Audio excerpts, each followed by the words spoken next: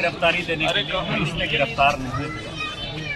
Police का ये कहना है कि एफआईआर एमपी-एमएलए कोर्ट में किया है, अभी वहाँ तक स्वीकार नहीं हुआ है।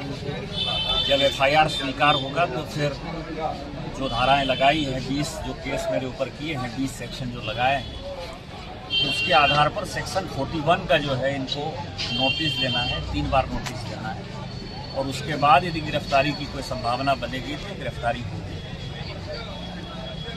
मैं भगौड़ा नहीं हूँ। आपको पता है कि दिल्ली से गिरफ्तारी के डर से किस तरह यहाँ के मुखिया भागे।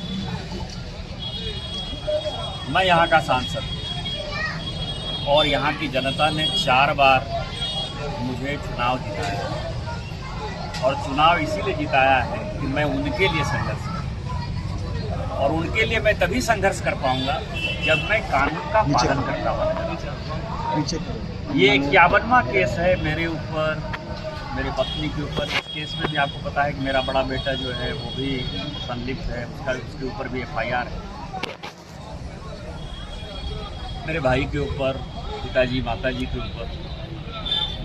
तो इस केस से मैं दुखी हो गया, और मुझे अब लगता है कि जितना केस प्रशासन जितनी केस करेगा उतनी बार मैं गिरफ्तारी देने के लिए आऊँगा, और कानून में यदि कोई प्रावधान है तो पुलिस मुझे गिरफ्तार करे। यदि मैंने कोई गलती की है तो पुलिस मुझे गिरफ्तार करे।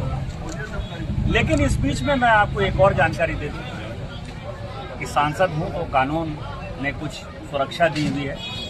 संविधान की धारा 105 के अंतर्गत मेरे पास प्रिविलेज का जो अधिकार है, मेरे पास बोलने का जो अधिकार है, उसमें मैंने यहाँ के चीफ सेक्रेटरी के ऊपर, यहाँ के डीजीपी के ऊपर, यहाँ के डीसी के ऊपर और यहाँ के एसपी कम डीआईजी को एफआईआर हमने प्रिविलेज किया है। इस एफआईआर के खिलाफ उस प्रिविलेज की सुनवाई पार्लियामेंट अभी चल रहा है, सोमवार को होगी, और उसके बाद अब इन लोगों को दिल्ली में ही पूछा जाएगा कि किस आधार पर आप सांसद। आप ये समझिए कि मैं गौ तस्कर को पकड़ता हूँ, गौ तस्कर से एफआईआर हो जाता है मेरे। कानून ये कहता है कि गाय यहाँ से नहीं ले जा सकती। मैं सुरक्षा कमेटी का इंचार्ज हूँ। ट्रैफिक जो एडवाइजरी कमेटी है, सुरक्षा, सड़क सुरक्षा कमेटी, उसका भारत के संविधान ने मुझे दिया हुआ है अधिकार। आरएसएस के जो है विभाग प्रचारक पकड़ाते हैं, मैं उनको बचाने के लिए जाता हूँ, मेरे ऊपर एफआईआर हो जाता है। आप ये समझिए ना, मेरा परिवार जो है कोई चीज़ डीआरटी से नीलामी में खरीदता है, उसके ऊपर 1 नहीं 4 एफआईआर हो जाता है।